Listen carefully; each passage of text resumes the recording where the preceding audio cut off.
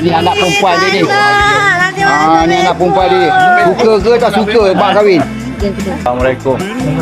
Ini kerja nikah hari ke? Apa nama tuan? Ini kita nikahkan siapa?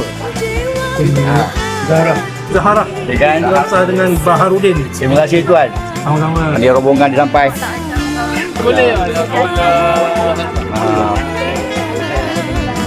Lambai. Baharudin binti ayah. Hari nikah akan dan kahwin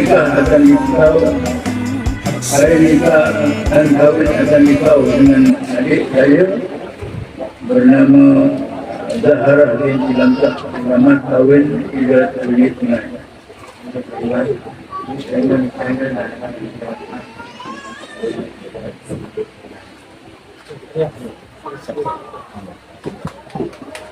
Alhamdulillah. Dia pun berdebar pula. Anak kau berdebar. Ya, lepas mak akan nikah. Happy. Suka mak kahwin? Suara selamat pengantin baru.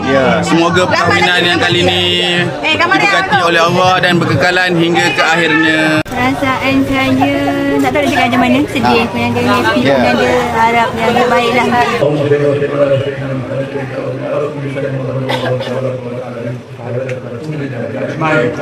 Tahniah Cik Baharudin. Ya.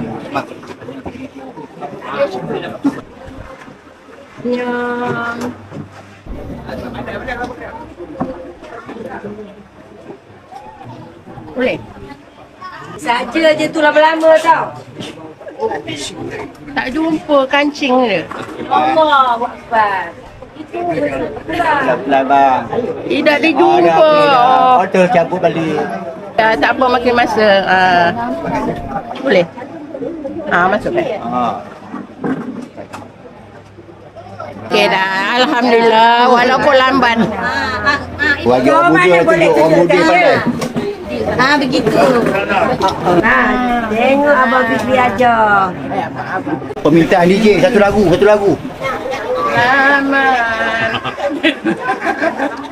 Jadilah. Tengok atuk. Masuk itu. Uyo, buat apa kamera ni? Mantap. Yang mengantin.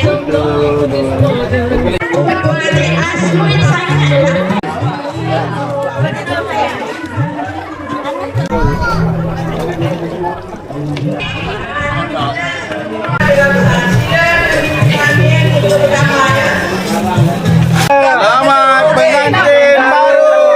Gelam Alung. Alamak, begitulah. Terima kasih. Terima kasih pengantin. Cantik pengantin hari ni.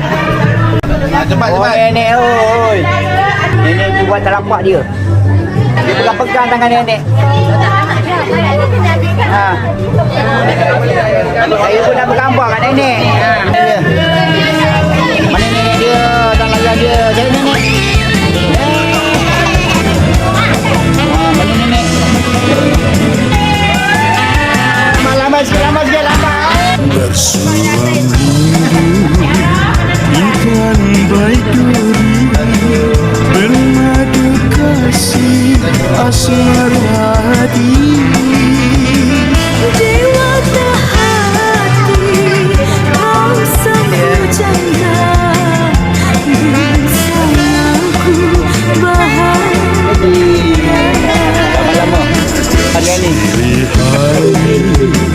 berganti hari menahan rindu sayang terpati